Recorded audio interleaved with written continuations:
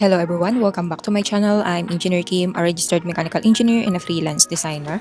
For today's topic, pag-usapan naman natin ang importance ng flat pattern and DXF file sa CAD drawing using SolidWorks, especially sa sheet metal and manufacturing industry. So first, ano nga ba yung flat pattern? So in simple terms, ang flat pattern ay yung unfolded version ng isang sheet metal part. So kapag gumawa tayo ng bent or folded design SolidWorks, automatically pwede natin siyang i-convert into flat pattern. Parang imagine nyo lang na may tinuping papel, kapag in-unfold mo siya, magiging flat ulit siya. So, ganun din yung concept sa sheet metal design. Napaka-importante nito because manufacturers and fabricators need the exact flat size bago i-cut yung material. For example, kung gagawa ka ng electrical enclosure, machine cover, brackets, cabinet parts, or metal frames, hindi pwedeng folded view lang ang meron ka. Kailangan nila ng flat pattern para alam nila yung exact dimensions, bend locations, hole positions, and cutting boundaries.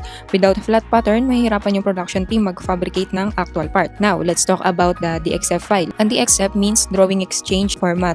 So ito yung file format na commonly ginagamit para ma-transfer yung 2D geometry from CAD software papunta sa ibang machines or software. Usually, after gumawa ng flat pattern sa SolidWorks, sinesave natin siya as DXF file. So, bakit nga ba? Because maraming cutting machines ang gumagamit ng DXF files like laser cutting machines, CNC plasma cutters, water jet machines, and punch machines. So basically, yung DXF file ang nagiging instruction para malaman ng machine kung saan magka-cut.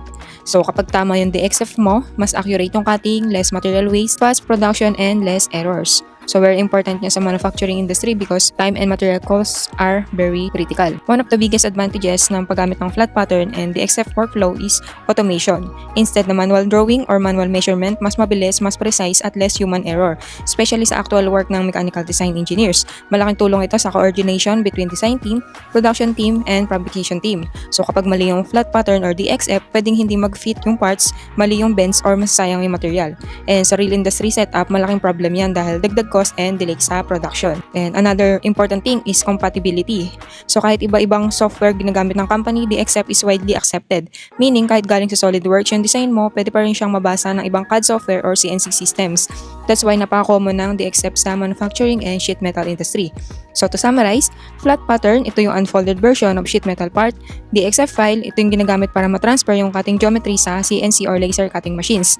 These two are very important because they help achieve accurate fabrication, faster production, less errors, and better manufacturing workflow. And as a mechanical design engineer, importante talaga matutunan kung paano gumawa ng proper flat patterns and clean DXF files using SolidWorks. Because in real-world projects, hindi lang maganda dapat yung 3D model. Dapat manufacturable din siya. So that's all for today. Hopefully may natutunan kayo for today's video. Once again, I'm Engineer Kim. Thank you for watching and God bless everyone. See you on my next vlog. Bye-bye!